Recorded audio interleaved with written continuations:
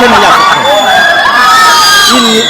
इन लड़कियों की शादी का उम्र जो है 21 साल किया गया है, तो इसको कितना?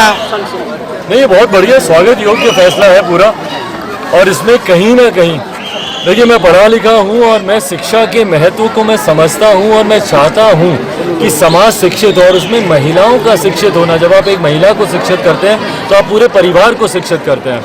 ये 18 से जो 21 की जो आयु हुई है, क्योंकि मेरे पास कई ऐसे उदाहरण आते थे जब लड़की इंटर पास करती थी और तुरंत घर वाले उसके ऊपर दबाव डालते थे कि अब शादी कर लो, शादी कर लो, और वो आगे बोलती थी कि भैया अभी मैं ग्रेजुएशन करना चाहती हूँ, मैं अभी आगे और पढ़ना चाहती हूँ। तो मुझे खुशी है कि 18 से 21 साल ये आयु की गई है।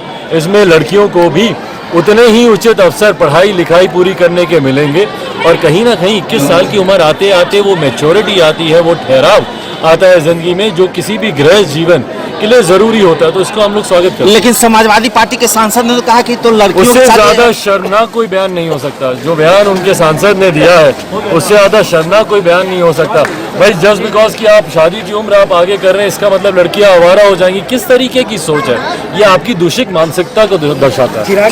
बोलो भैया कि मेडिकल कॉलेज को लेकर के लगातार आप सूझ रहे हैं, आपने सबसे फर्स्ट लेटर कब लिखा था? मतलब भाई, मैं आपको सारे कॉरेस्पॉन्डेंस में आपको इकट्ठे करके दे दूंगा, पर ये इतना दिन कोई भी समझ सकता है कि ये केंद्र सरकार की योजना है, और केंद्र सरकार की योजना में सांसद एक अपनी भूमिका होती है और केंद्र के मंत्रियों की भी उसमें भूमिका होती है।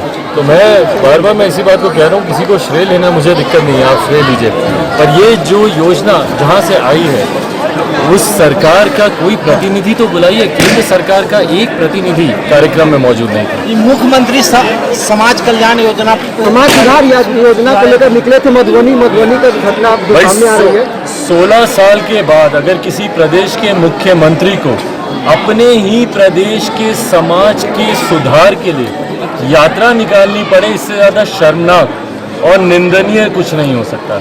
मतलब ताज्जुब की बात है, जिस प्रदेश के आप पिछले 16 साल से मुख्यमंत्री हैं, आज उसी प्रदेश के समाज को सुधारने के लिए 16 साल के बाद आपको यात्रा पर निकलने की जरूरत पड़ रही है। तो ये अपने में दर्शाता है कि इन 16 साल में समाज को आपने कितना खंडित और बर्बाद करके रखा है। और ये लगातार जो इनकम टैक्स की जो रेडें पड़ रहे हैं, सरकारी कर्मचारी पकड़े जा रहे हैं, उनको लेकर क्या आप समझ रहे हैं?